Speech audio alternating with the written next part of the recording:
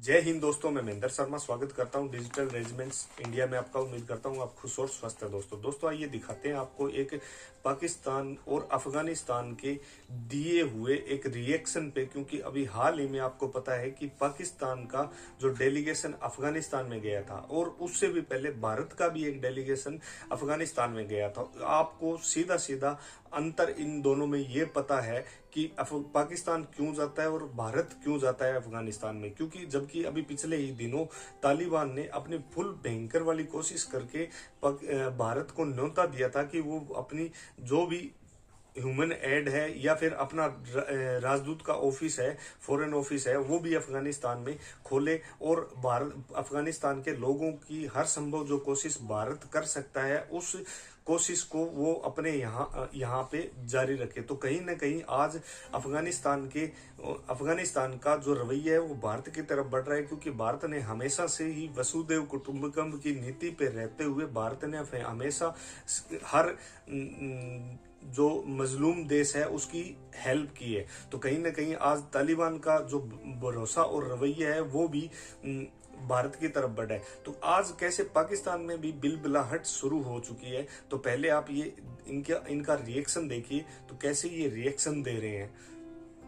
बॉम्बे में 29 मई को एक मतलब कॉन्फ्रेंस हुई, फोर्थ सिक्योरिटी कॉन्फ्रेंस, और अजीत डोवल साहब और बाकी हमारे इस रीजन के नेशनल सिक्योरिटी एडवाइजर्स वहां पे थे, इंक्लूडिंग चाइना और रशिया।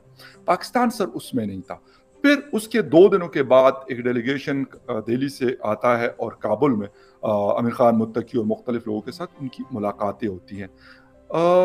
सर हमारी डायरेक्शन, अगर अफगानिस्तान इशू के हवाले से मैं बात करना चाह रहा हूँ, क्या डायरेक्शंस है हमारी? और उस कॉन्फ्रेंस के अंदर अगर ईरान था, अफगानिस्तान के लोग थे, चाइना था, रशिया था, तो पाकिस्तान क्यों नहीं था?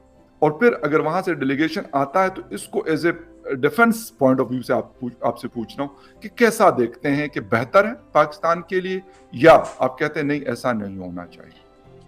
अच्छा, उस डेलीगेशन का सॉरी मैं उसको इतना क्लोजली फॉलो नहीं कर सका। जी। लेकिन अगर पाकिस्तान की प्रेजेंस नहीं थी तो चेक करना पड़ेगा कि ये डेलीगेशन या ये जो कॉन्फ्रेंस हुई ये किस कॉन्टेक्स्ट में हुई थी।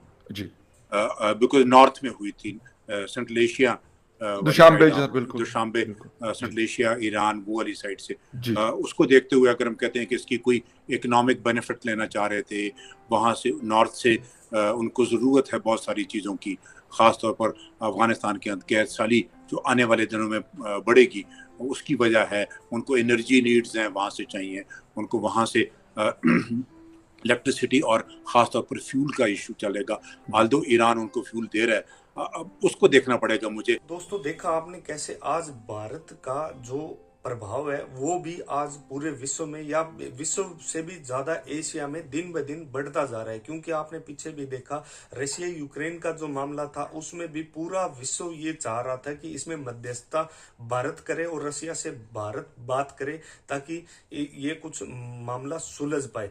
दूसरा, अगर आप यहाँ देखोगे कैसे आज के दिन अगर ये जो तालिबान की स्टेबिलिटी है अगर कोई कर सकता है आसपास में पड़ोसी मुल्कों में, तो वो सिर्फ और सिर्फ भारत ही कर सकता है, क्योंकि कितना भी चाहे अमेरिका या फिर चाइना, कोई भी देश चाहे अमेरिका अफगानिस्तान की अगर मदद करना चाहे तो वो सीधा डायरेक्ट नहीं कर सकते। लेकिन इसमें एक बीच में रोल आता है पाकिस्तान का, क्योंकि ये बॉर्डर कंट्री है पाकिस्तान, और ये बॉर्डर कंट्री सिर्फ और सिर्फ जो भी बाहर से माल आता है उसकी दलाली खाने के चक्कर में ज्यादा रहती है, क्योंकि अफगानिस्तान के लोग बहुत सीधे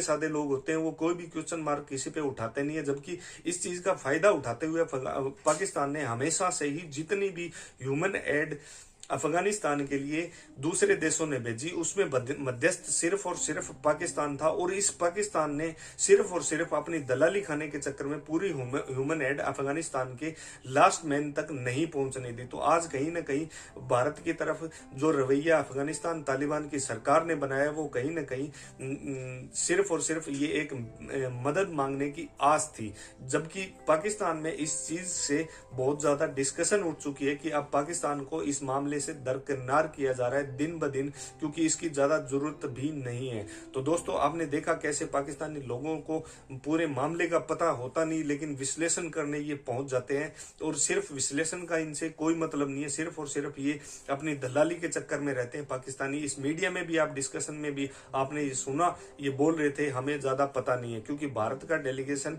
अफगानिस्तान गया और अफगानिस्तान की जो प्रॉब्लम्स है उनको सुना, और अजीत डोभाल का जी का सीधा सीधा इसमें इन्वॉल्वमेंट है, और आगे आने वाले समय में अफगानिस्तान के लोगों के लिए भारत की सरकार क्या कर सकती है उसमें तालिबान के साथ कंधे से कंधा मिला के काम करने के लिए। तो दोस्तों देखते रहिए, ऐसे ही वीडियो आपके लिए दिन ब दिन लेके आते रहेंगे। और एक बार फिर से रिक्वेस्ट करूंगा, चैनल पे नए हैं तो चैनल को सबसे पहले सब्सक्राइब करें, लाइक शेयर कमेंट जरूर करें दोस्तों। जय हिंद, वंदे मातरम, भारत माता की जय दोस्तों।